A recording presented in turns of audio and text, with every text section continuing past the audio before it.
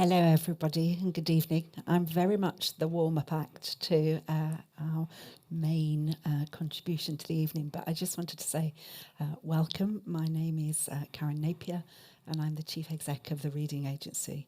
And we're really thrilled to be the charity partner of the Evening Standard Stories Festival and to be here with you all tonight. So at the Reading Agency, we're deeply committed to our mission, which is about tackling life's big challenges through the proven power of reading. And in the UK alone, we know that 1 in 6 adults struggle to read and 1 in 3 don't read regularly for pleasure. So tonight, as part of this evening, we're really pleased to be able to share with you first, before we announce it to the press later, the quick reads titles and authors for next year. They'll be published on World Book Night, which is April the 23rd, 2022. So each year we work with some incredible authors and publishers to produce short, high-quality written books specifically for less confident readers, and they're £1, or they're freely gifted.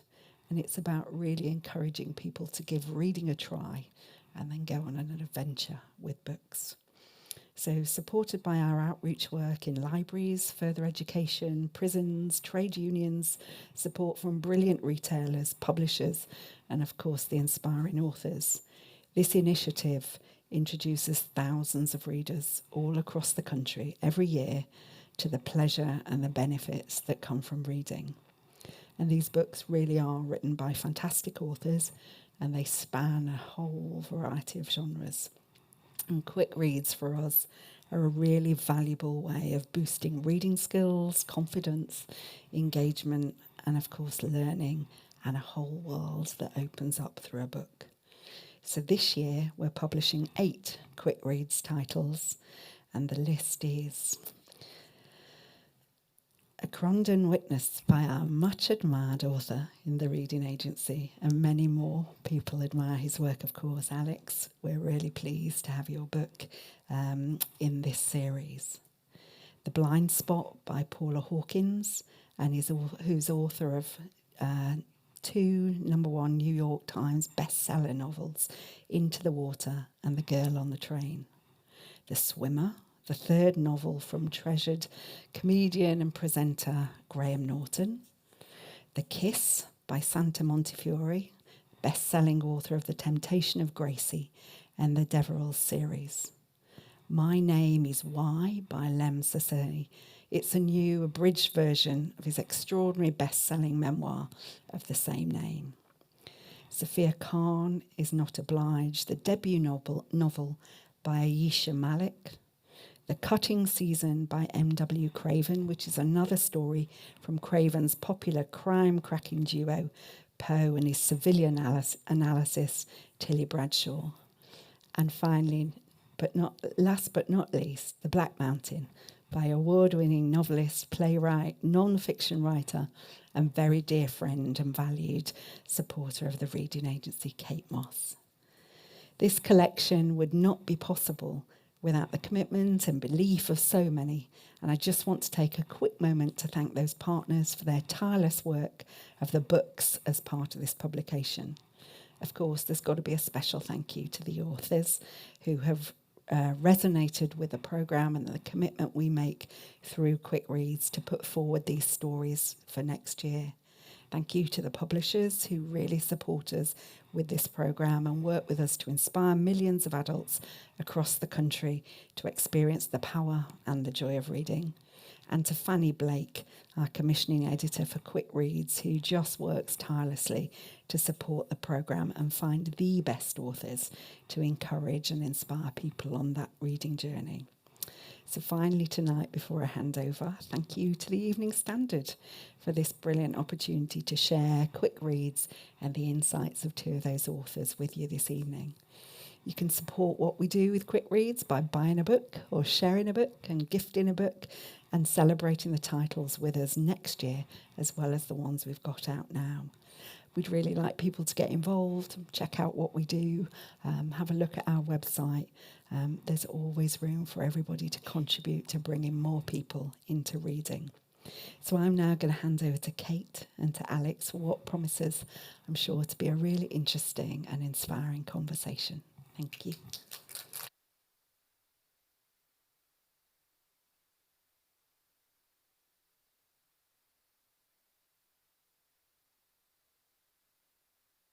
Wow.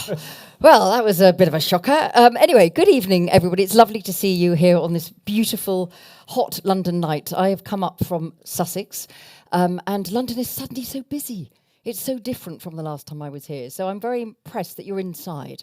And Alex and I are going to kind of interview each other, aren't we, Alex? Yeah. So I'm just going to start by briefly saying what an honour it is to be asked to be part of Quick Reads. I wrote a quick read a long time ago in 2007, and in a way I learned more about myself as a writer by doing that than almost any other book that I've written, because it makes you think of every single word you're going to use, and it makes you think of how words that we would just take for granted as relatively straightforward everyday words that anybody can see can be a barrier to somebody understanding a story. And it was a really life-changing experience, actually, as a writer. You know, everything that I do is about suggestion, and there's a lot of description, and there's a lot of, you know, is it happening or not? And there are ghosts, and there's, you know, going backwards and forwards in time, and all the things that in quick reads they say don't do any of that. You know, it all has to be clear and straightforward, and nothing must get in the way of a brilliant story. And the idea that I'd never thought of language as a barrier to a story before. I'd always thought that they're the vehicle to enjoying it. So I learnt a huge amount about myself as a writer from doing it. So I was really grateful. Yeah, I guess it brings you back to pure storytelling, doesn't it? Yeah. It did for me, because obviously in a full-length fiction piece, you can be more expansive, you can be more descriptive. But in a shorter piece, you have to really concentrate on being efficient and have word economy. And to be precise and concise, you have to, you have to keep to those kind of rules, if you like.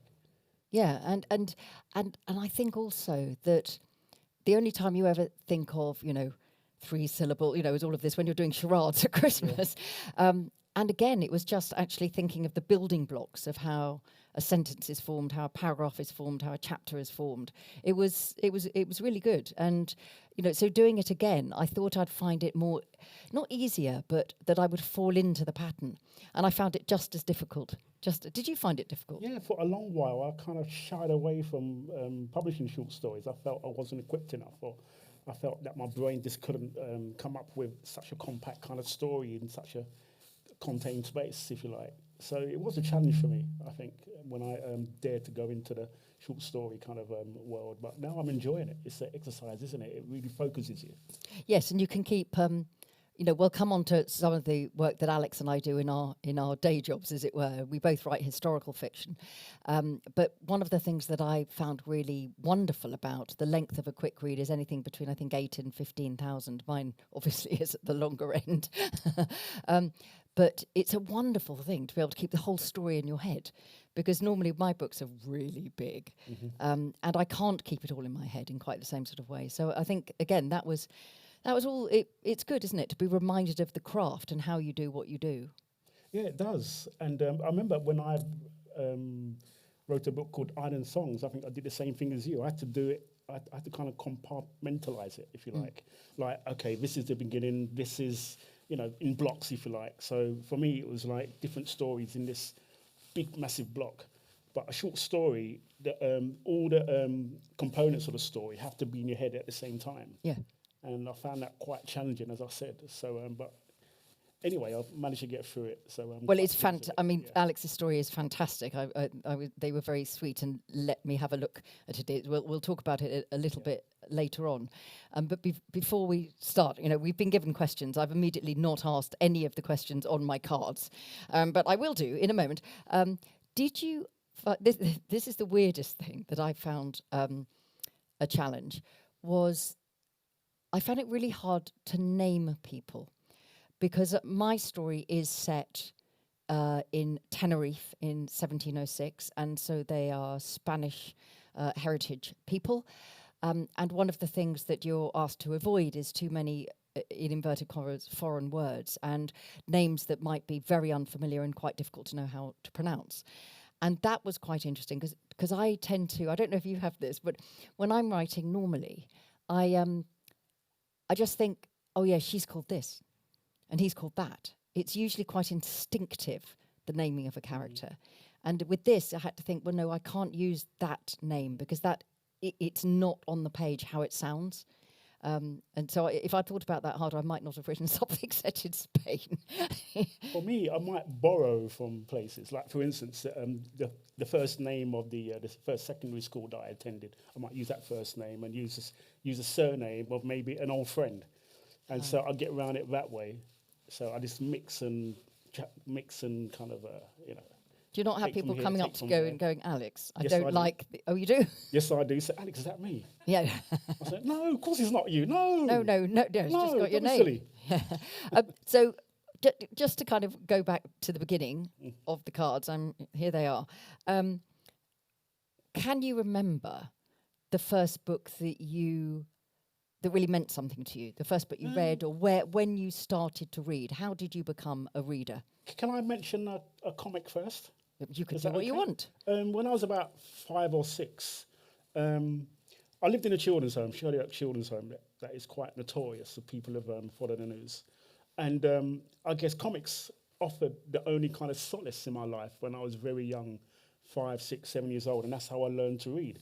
And so my first readings were of Whizzer and Chips, the Beano, Scorching magazine that had Hot Shot Hamish. He was my favourite character, and Billy's Boots. I don't know if anybody in the audience can remember those comics. But the first book, I remember it was a Christmas time. I was around about 6 or 7 years old, and one of the boys in my cottage, he had a visit from his aunt, and his aunt left him with a copy of Huckleberry Finn, and he didn't want it. He thought, no, I don't want a present like this, So he kind of discarded it into a corner. And so I remember a few days after Christmas, I just gathered it up, took it under my covers, and I used to borrow a light from the bicycle shed. And with that bicycle shed light, I read Huckleberry Finn under the covers. Wow. And I discovered Jim. And I imagined to be Jim escaping his, obviously, where he came from, and sailing Mississippi. And, I used to go to bed at night thinking, I wish I could be Jim escaping my life. And sometimes I wasn't aware of it at the time, Kate, but what it really offered me was an escape from my existence. And everybody needs that every now and again. Even people in my age, I'm 58 now, but I certainly needed it when I was 6 or 7. Because, back then my day was so grim. I used to wake up in the morning thinking, oh God, why am I not dead yet? But at least for half an hour every night, I could read a comic, I could read Huckleberry Finn, and I could be transported away into another world, out of my existence. And that offered me that solace that I so desperately needed at that time.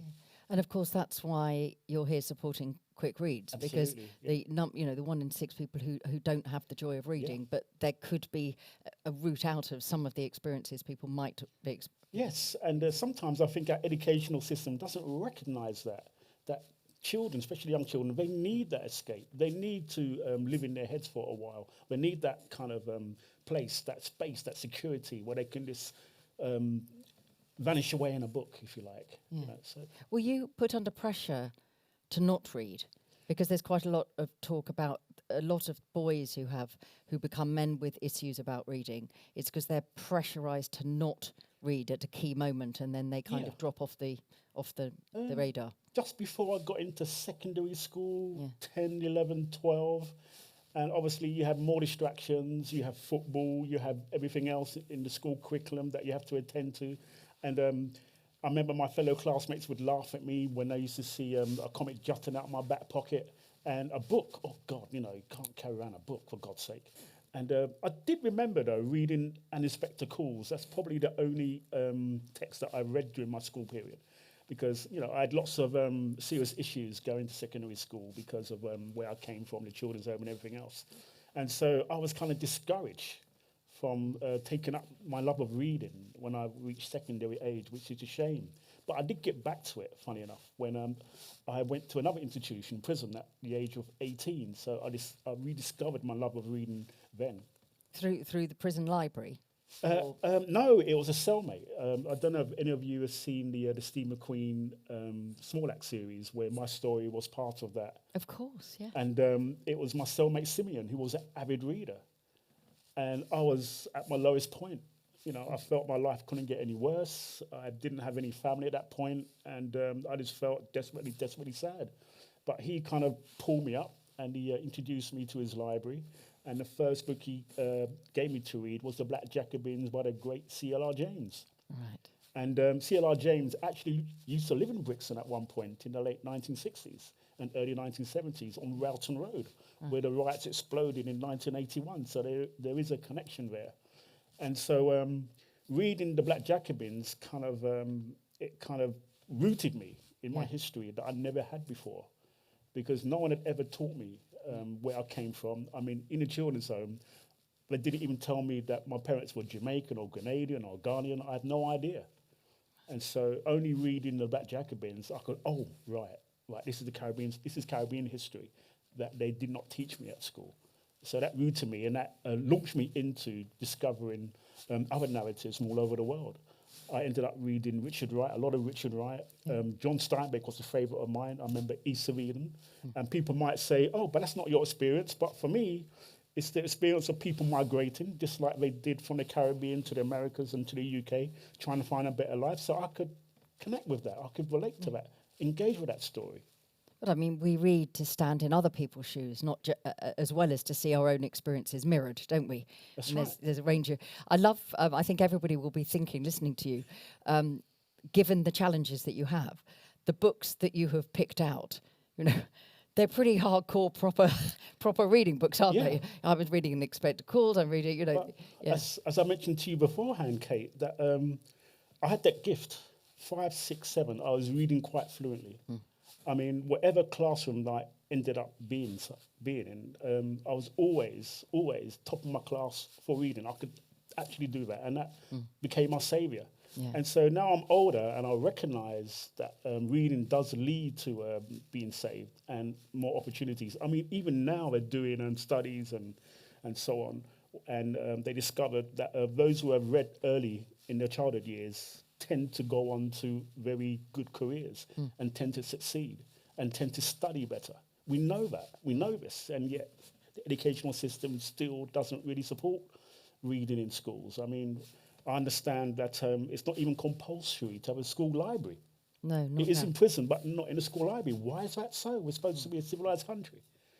So, you know, we have to keep championing that and, you know, speaking out loud that healthy reading leads to healthy careers.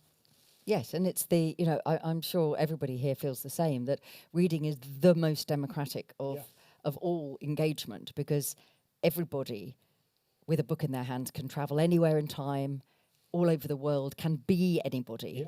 Yeah. And of course, that's why it's so important that people who slip through the gaps are given opportunities to join back in, because I think quite often what happens is if people miss the moment to become confident readers, then they often try and hide it rather than admitting that they need some support, which is why I think we're all writing. See, I had a very different experience from you in terms of, I can think of my earliest memories are not of reading myself, but of my parents reading to me. And the only thing was that my wonderful, very much missed dad, I had 2 younger sisters, and my ma would be doing the bath time and the talcum powder stuff over there. And so my dad was reading me my stories because I was the eldest. And he was not given proper briefing. And this was before the kind of so-called golden age where there was huge numbers of books about children and, you know, everyday children. We were still in that time when all the children were slightly 1940s and, you know, all of this. And so my dad read me the stories he'd liked as a boy, which meant that when I was 5, he was reading me King Solomon's Mines, which is sex and violence from start to finish, until my mother discovered it and whipped the book away. And then he read me a book called The Golden Hamster. And this is I still have the original edition of this. And it's just one of those, of course, you don't hear it as a book with a moral. You just I just loved it because it was about a golden hamster, and it's a golden hamster that goes, and the rats are horrible to it and said, "You're a funny looking rat," and he goes away all sad, and then he finds a guinea pig, and the guinea pig's going, "You're really funny looking guinea pig," and of course much later you realise it's about acceptance and everybody's different, and and finally he finds another golden hamster. But you see, I can remember my dad reading that and doing all the voices of the animals. And so would he go to the bookshops and buy the book, or Yeah. would he take it to the library? And Well, no, as you say, in those days, I just went to school locally, and our local junior school and secondary school had library, and there was a library, in the heart of Chichester, which is where I live, which is still there. And then we would go and buy a book. That would be a treat on a Saturday after swimming, which I hated. We could go and buy a book, and so I've still got quite a lot of those books, which hold a lot of memories for me about reading. And it couldn't be less like your experience. I just wonder, obviously. you ran about my generation, so I do remember those Peter and Jane books, those help to read books. Were they around? Yeah. So Yeah. they seem to have disappeared, haven't they? I felt there was a great help for They were not young gripping, though, children. were they? No, they weren't gripping, but No. at least it got you reading. Yeah, no, absolutely. And the other one that anybody of our sort of age, Anton B, and of course The Cat in the Hat. And all of those books that repeated the same words over and over again. We had my sisters and I had a section of books that were called Blackberry Farm, and they were very twee, but I really liked them. And it was because it was a mouse, and it was an owl, and the person who ran the village shop, and Sam Sparrow was the postman. All this sort of stuff. But it's exactly that. It's those books that have a repeating word all the time, and you kind of learn to read it. And So do you return to any of those narratives that you enjoyed as a child? Well, no, not now. No, because when I think the thing that can be quite disappointing, if you have very beloved, genuinely childhood books as opposed to adolescent books or teenage books, is that often when you go back to them, they're not magical. For all the obvious reasons, And when I tried to read some of the stories I'd loved to my children, like the Narnia stories, they were they felt very heavily overwritten and complicated. And because of my dad, I loved, Jules Verne and, all of those kind of stories. And when I went back to them, they are very much of their time in terms of language and in terms of attitude. Yeah. So when you go back to them, you go, oh, I'm not sure I want to read that to my children, sort of. So I think that's what's interesting about what Quick Reads does is it's that idea of putting contemporary writers writing in the way that we do, but with just a slightly different way of telling the story. So, I mean, that's what matters, isn't it? Not going back to older narratives, but the narratives that people want now. Yes, I do wonder those long narratives would survive an editor's cut today. Well, yeah. How they talk about word efficiency and so on. Well, I don't know anybody who's read any James Bond. There is, I can't remember which one it's in. Somebody might be able to remember. It might be, no, I can't remember which one. Obviously, Fleming was very keen on golf. And there is one of the James Bonds. Can anybody remember which one it is? Where there's literally 40 pages of a golf match in an 80-page book. It was like, mate, those films have... Mind you, I do read Ian Fleming for creating tension. Oh, yeah. I mean, he's still a master at that, no matter what age, So before I write something like, say, the Crompton series, where it's a book about creating tension, I do have a quick read of maybe Casino Royale or one of them. Yeah. Just Exactly. Build up. Exactly, and that's and I think that different writers have different things. But I mean, speaking of that, your story in the Quick Read, Witness, a Crompton Witness. So you're giving the Quick Read readers your world anyway, which means, of course, that if they love it, which they will, they've got other books that they can go to, which is set in the same place and the same kind of texture and environment. Yeah. So can you just share with the audience a little bit about why, on how this particular story that you've written for Quick Reads came about? Okay. In my working life, I've visited a lot of prisons and a lot of public referral units and young offenders institutions. And it always dwelled on me that in these spaces, there's not too many books or library resources. And, I always go in there wanting the kids, the young people in there to have something to read that they can engage with. And so that's why I took it on myself that, I wanted to write a story like Witness that I can engage young people, those young people we read about in Evening Standard sometimes. And sometimes it's just a heading. And sometimes the next day we might well forget about those stories, the devastated families that have suffered maybe a child or a young person being knifed to death or whatever. And so I believe that there's a space for everybody in reading. And no one should be ignored. We're all part of this same big story, and they should not be excluded from that. And so with Witness, I purposefully decided that I'm going to build a narrative around these young kids who go to this PRU, who have these postcode wars, if you like, that sometimes we see played out in London and other major cities. And so this is where the story is born from. I feel it's very important that we include those characters in the quick read series like we have done, because they should not be forgotten and their lives should be looked at. And because I believe that reading also lends to empathy. I mean, I've read narratives from all over the world, and I have a little understanding of what goes on around the world because I've read so widely, and I've built empathy for all those characters, wherever they might be.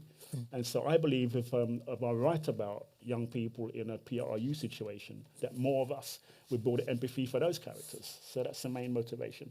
Yeah, I mean, it's really tense in a good way. Yeah, James Bond. James Bond. Ian Fleming. Ian Fleming. There's no golf. Hurrah. Yeah, no golf. No, and sorry to anybody who loves golf. You see, I went back to, I suppose, my interest is, my main type of writing. I do gothic fiction and ghost fiction, but I also, my main thing is writing historical fiction. Essentially putting the women back into history, the voices that are the silence in the archives, if you like, because obviously you know there's always a debate about what is history and how history is made, and it's not just a question of whether you interpret something differently, because that is part of it. But when we look back into the record, the further back we go, obviously what you see are all the prejudices of the time, which means that an awful lot of women's life are not in the archive. They're not reported and they're not kept. So what you have is, sometimes, the periods I'm writing about at the moment with my current historical series, you would be forgiven for thinking the only women that existed were queens and that there were no other women at all, because you only hear about those women. But of course, the whole of Europe had been at war for a generation in the 16th century, from when I'm writing about the wars of religion, 1562 to 1594. And so when you start to think logically, you think, well, who was opening the shops then? And baking the bread and binding the books and ringing the bells and chopping the wood, because the men weren't there. So all of my fiction is kind of female-led in terms of that narrative. So the story I decided to tell, because the third book of the series I'm writing at the moment is in part in the Canary Islands, en route to South Africa, to the Cape. It's really weird now. I'm sure all of you have been listening to the news, but my story is set in 1706 in Tenerife, in the north of Tenerife, when after years and years and years of fear, but nobody believing it was happening, the volcano explodes. And my editor sent me a message, said, turn the news on, because of course that has just happened in La Palma, one of the other Canary Islands very close by. And it was quite a peculiar experience, because at the heart of the story is very much, a power battle at the town, the wealthy men who rule the town, who are essentially have a stranglehold on everything, and they are greedy and they are extorting and all of these things. And a young woman who is kind of trying to look after her family. Her father is gone. She has no rights anymore. She can't own land and she can't do these things. But she is always on the Black Mountain, which is my story, and she can see that the world is changing. She can see that the water has slightly changed colour. What, in terms of women getting more empowerment? No, in terms of the volcano, the rumblings of how a volcano starts to make itself heard, that in those places that have a lot of volcanic activity, where it's Canary Islands or Samoa, wherever it is, there are all these kind of warning signs, but mostly they go away. But on this particular occasion, in 1706, in Garret Chico, it blew, and it took away the whole of the wealthy town. The whole of the town went. And, you know, exactly the pictures we've been seeing of sort of lava coming down and falling into the water. And, of course, a lot of the landscape of that part of northwest Tenerife is because of that, yeah. So it was very peculiar. You know, we were going to launch this today, and it was like, oh, there we are, life Weird. imitating art. Yeah, well, really weird, because, I mean, there hasn't been a volcanic eruption in Tenerife for quite, you know, in the Canary Islands for quite a while. So Etna's always blown its top, isn't it? yeah, well, you know, yeah, exactly. So anyway, so it was... The reason that I chose this particular story was, firstly, I did want to give a really exciting story. And I, you know, for me, a volcano is always going to be a very exciting story to tell. But secondly, I think because it's a piece of research I'd come across that I cannot fit in to the sequence of books I'm writing. And I'd always thought I'd really like to write the story of the death of that town, though. And then suddenly I thought, this is the moment to do it. This is the way to do it. Yeah. I can't wait to read it now. Well, good. Yeah, I'm sure Karen will send you one. So one of the questions that I wanted to ask, and we kind of touched upon it at the beginning about how writing a quick read is slightly different, is you wanted to put experiences that you know about and have partly experienced on the page. Absolutely. Once you'd made that decision, was it the storyline that came first, or a particular character, your lead boy, or a particular time, or in a way a theme like knife crime? Which of it started you off? All of those themes, but no doubt that I was motivated. I remember Simeon, the cellmate who mentored me. He said, "Alex, your story, you know, your individual life journey is just as important as anybody else's. Never ever forget that." And that stuck with me up to this day. And so when I sit down and I'm addressing a page or a laptop screen or whatever, that thought runs through my mind. So no doubt, yes, I do want to kind of represent the voices that I know, I'm aware of, that I'm familiar with. My friends, the people who I know, the bad people, the good people, anything in between. I want to represent that on the page because, as Simeon said, everyone's important. Doesn't matter if they're bad or good. And so that's my first intention, really is. So, and of course, my experiences might flow from that as well. And so sometimes when I was 16, 17, 18, I was reading the book a week or whatever, and I couldn't find my own experience in it, I decided that, you know what, whenever I get that first opportunity, whatever happened, whatever experience I had, what I had to endure, experience, I'm going to make sure goes into that piece of fiction. And so that is the reason why Bricks and Rock, my first novel, East Surveyor Lane, Homeboys, 40-odd% of that narrative is true, of experiences that happened to me or people who I knew, because I felt it was so important that I include that in there. So no doubt. Do you think, in the context of what we're celebrating tonight, and the quick reads and the huge, the hundreds of thousands of people who've been helped to start their reading experience because of quick reads, that is part of the problem? Quite often, people don't see anything that is relevant to them on the page, so they think, well, what's the point? I believe so. I remember reading. Do you remember Kes? What was his name? Barry. Can someone remind me in the audience? Who wrote that book? I cannot. The name doesn't come to me right now. No, that can be. Somebody can look that up. But there shout were it out when you found it. Working class narratives, especially regional working class narratives. So few, and I think even today there's so few. And so, how can we address this issue that we have in schools, where, especially teenage boys, when they get 11, 12, 13, they fall off reading? And I don't think it's because they're distracted. I just think it's because we're not engaging them enough with material that they can engage with, they can relate to. I want them to read a book and say, oh, I know a character like that. He lives down my street or in my block or whatever. So that's going to excite them. They're going to turn the page. And I think somehow we've kind of lost that. So we need to re-engage. So publishers need to be aware of this as well, that they need to start commissioning narratives that will apply to everybody. So once we start doing that, then they will read. Me going around the country and to not just places like London or Birmingham or Manchester, but sometimes I'm at the foot of Cornwall, I'm on the northeast coast, Ashington, someone like that, where it's white working class, old mining communities, and they're listening to me, they're engaging with my story. Oh, and they look up and they're interested and they're engaged because they recognise that poverty maybe, they recognise that working class kind of sensibility that I have in my work. And so the librarians, the English teachers, they're glad for my visit because it's so rare that the students get approached with something that they can relate to. So we really need to think about that. I want to ask about your adult fiction. That always sounds slightly weird when you talk about your adult fiction, Alex. I don't mean that in a moment. But just to ask you a little bit about your teaching, because you teach at Manchester Met. That's right, yeah. And you teach young children and teenagers. Yes, I teach students. Students might range from 20 to 50. But majorly, they want to write young adult fiction or middle grade or children's fiction.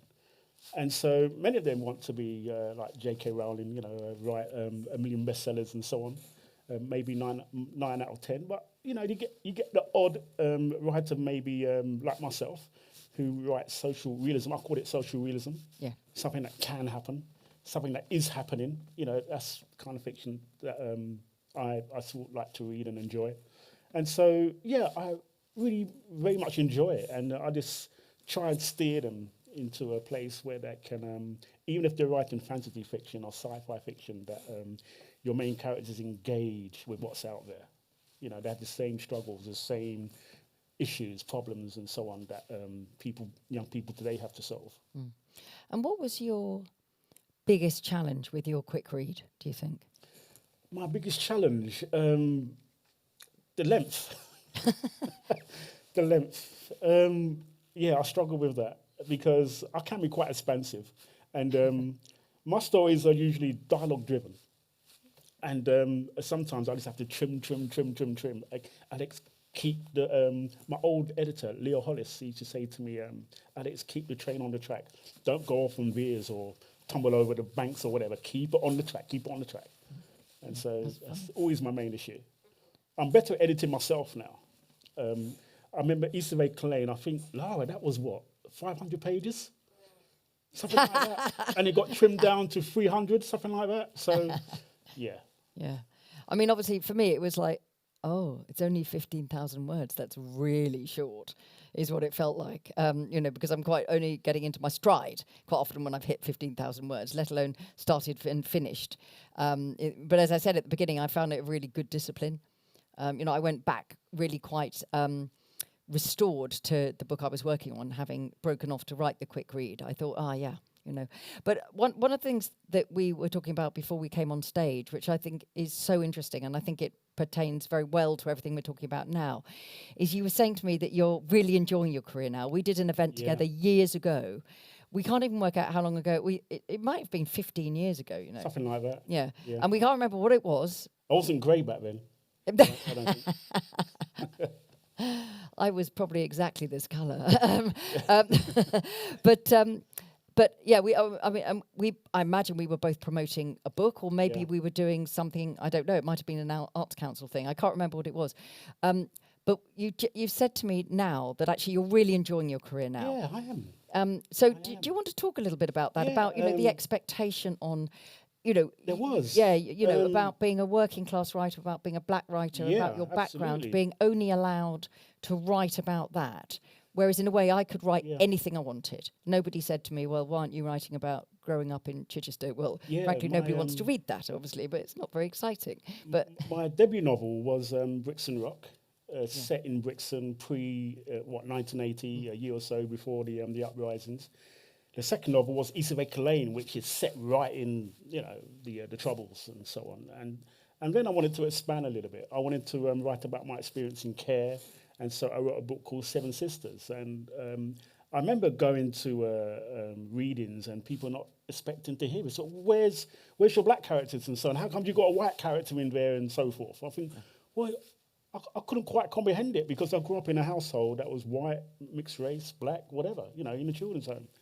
And so I never felt I was given the opportunity to expand that point of my career. Just be a writer. To just be a writer, of someone who observes life like I had done, someone who had read widely like like I had done, someone who experienced living in London, living in Surrey, and so forth. I just felt I wasn't allowed to be a writer. But now I feel that, yes, I'm allowed now. I mean, my agent would tell I love my history.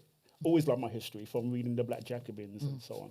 And so now I feel, yes, right, I can just, right, what can I do now? Let me pick a year. What part of the world should I go to, you know? So it's exciting that I can actually do that now, rather than just be boxed in, Alex Wheatle, urban writer, whatever, you know? Yeah. Kind of boring. But you've made that for yourself with the Yeah. your agent support and your publisher support. Your success has made it possible for you to do that, and it's really important, isn't it, that you can be an imaginative writer as well as a biographical writer. Yeah, absolutely. I mean, the other day I wrote a story about a young boy winning a cooking contest. I mean, I don't think I would have been allowed to do that maybe 15, 20 years ago. My publishers would have said, well, what's this? Where's the knives? Where's the this? Where's the that? I mean, obviously, there's still that option for me, and it's something that I always go back to anyway. But it's just nice being free to think about other issues, other themes. You know, like maybe in the future I might write about music. I have a great love of music, not just reggae, but all kinds of music. So I might do that, or sport, cricket. And the freedom to actually even think about that is so empowering. Yeah, because I mean it's lovely talking to you, because your enthusiasm for what you do is so great. What do you love reading? Oh dear me, everything. You know what? I was in New Zealand for a festival there 2 feet before the pandemic, and one of the writers who came on stage at this festival had written about Shackleton.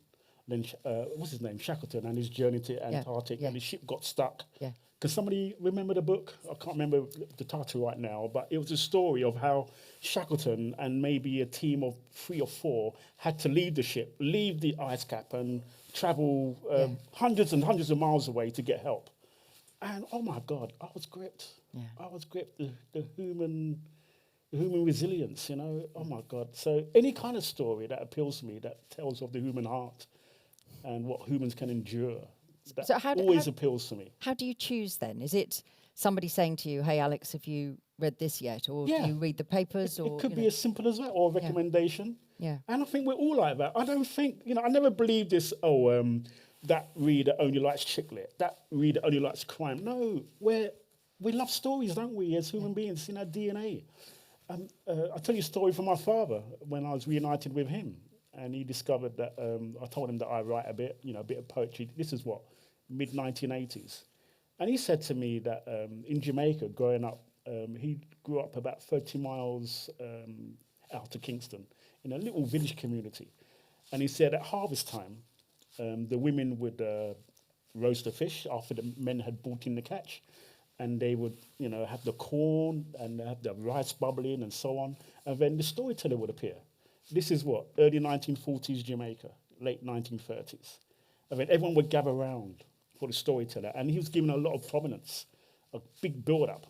The storyteller, the griot is happening, and he was applause on stage. He got up on the stage, and he might have had a natty hat, a natty tie, and he would regale the audience with his stories. There might be interpretations of the Bible or something that he had created himself, but the respect given to that storyteller was massive.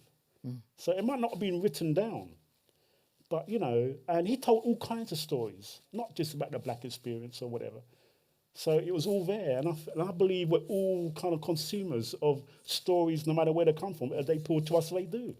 So no one should be kind of boxed in to be told that, oh, you read that, so forever you're going to read chick lit, or you read that, so forever you're going to read historical fiction. No, our minds are so much more expansive than that. Are you good at putting a book down if it's not gripping you? Yes, I've got a time these days. No, that's right. Because when I was younger, I couldn't not finish a book. I had to finish a book. I felt, well, I've started, in the good old, mastermind way, so I have to finish it. Whereas now, if it doesn't speak to me within a certain amount of time, I think, I'll put that down. And because there's so many books to read, aren't there? That's the thing. Yeah. So I've learned to discipline myself in that way. Like, I'll pay $9.99 for this, so I should finish it. No. And which is where the library comes in again. Yes. Of course. We're going to go out and take some audience questions in a moment. But before we do that, in terms of when you are writing, I know you've got a new book coming out in February. Yeah. When you're writing, can you read? Yes. Can yes, you? I do. Yeah. Well, I have to because of university markings and so on. But yes, I do. And it keeps me on my game, if you like. You know, I feel that if I go without reading for a long period of time, then I might lose something. And so I'm constantly having something on the go. It might take me longer to read, but I do, especially if it's an engaging story, I do get through it. That's interesting, because when I'm deep in a book, I can read things to do with the book, so the research or the the period of time, but I cannot read other fiction because I just find that other people's voices bleed into mine, Yeah. and they distort what I'm doing. But I can't go to sleep without reading a novel. I just simply can't. So I reread when I'm writing all the Golden Age detective stories in a loop. So I reread all of the Agatha Christie, all of the Josephine Tay, all of the Nio Marsh, just round and round in a loop, because it's the familiarity of those texts that I just know so well.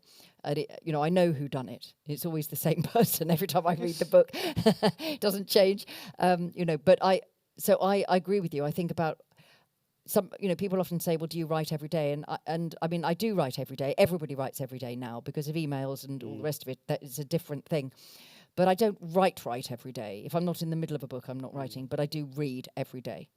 And I guess do. I like to be inspired by writing. Yeah. For example, writing my next book, Commercial of the Caribbean, at one point in my narrative, I come across a beautiful landscape.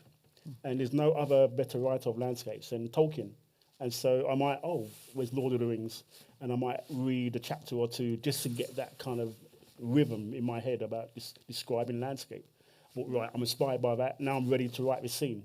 Or I might go for Raymond Chandler if I have a particular crime going on, and the tense and the cadence that he uses, and the economy that he uses as well. That again, think, right, that's how it's done.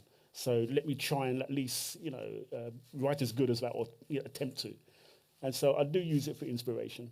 Oh, that's so interesting. You see, if I was reading a great writer when I was writing, I'd just be full of despair. I'd just think, oh my No, God, what's the me. point? No, I'd feel the Inspires me. opposite. No, it would completely deflate me, I think. Anyway, on that cheery note, we've got a couple of roving mics, I think, and if we could have the lights up a little bit so I can see. So if anybody has got a question, do put your hands up and the mic will come to you, and then you can ask your question, if anybody has a question. Excellent. We've done so well, Alex, that everything that anybody ever wanted to know. Thank you very much, sir. I don't know where the microphone is. Perfect. Thank you very much. Thank you. Oh, I see. Okay. Sorry, I was going to take it. Yeah, thank you very much. That was really interesting. Just a couple of comments. My sister and her husband, although he's just retired, were primary school teachers. And they said for them, to their great disappointment, it's a punishment to get a child to read. My niece, who's coming up for 20, went away to Greece, and Deborah, my sister, gave her a book, and she came back saying, I read 3 pages, as though this was an achievement. So that was the first thing. And I was also thinking that there are so many books still being written, but less people seem to be writing. Are they all going on to Kindle or audio books? What is your kind of feeling about? Because it doesn't seem to be less books being written, but very few of my friends read. Really? Well, yeah. But I guess many of your friends still engage in storytelling, right? I guess they're watching TV dramas or soaps and so on. And so the storytelling gene in us is still very active. I guess we just got to try and engage them to the book, to the written book. That is the challenge that we have. Yeah, well, I mean, statistically, actually, but book sales are doing really healthily. There was the idea that sort of e-readers and all of these things, people would move away from physical books, and the opposite has happened in terms of hardbacks. People like that physical thing. I don't read on an e-reader at all because all day I'm looking at a screen. I don't want a screen at night. I don't want it in the bath, and all of those kind of cliches about it. So actually, reading it in terms of the book sales is in a very, very healthy place. The thing that I do think is that we all here, because you've come and Alex and I are here, and obviously the amazing work the Reading Agency is doing and part of this festival, we all put a very high value on books, both the idea of reading and the physical object. But I do sometimes think that the idea that reading is better than everything else, that is sometimes the message that children get, does occasionally build up a resistance. And that actually, if you stop telling children that this book is good and that comic is bad, say, then if you just keep putting books in front of people and letting them have the opportunities to read them if they want to, rather than kind of essentially suggesting, oh, you know, you're not reading, that's really bad. You know, but people never said to me, you're not playing football, that's really bad. You know, and I think that kind of pressure that reading is somehow morally better than anything else can put people off, actually. Yeah, let them discover the joys of reading. And also, you told that story, didn't you? You had a gap where you didn't read, and then... That's right, from 8 to secondary school age. Yeah, and then you came back. Pressure from, you know, your peer pressure and so on, where it wasn't so cool to have a comic jutting out of your back pocket or going to your secondary school with a book sticking out of your satchel. You know, it wasn't a cool thing to do, but even though I wanted to do it. Yeah, and there's nothing that puts certainly younger readers off more than adults telling them it's cool.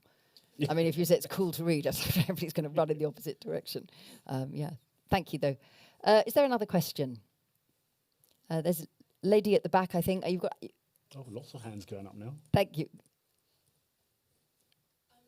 Thank you so much for the talk. And you know when you're in school and you're doing exams and stuff, and you have to do a lot of reading, even in university, a lot of people kind of fall back on their reading at that point because they're reading all day, making notes, and they get to the evening and they get bored of it. What would you say to someone to say why it is important to carry on reading stories whilst you are doing your exams? Yeah, that is a difficult one because your eyes are just full of text, isn't it?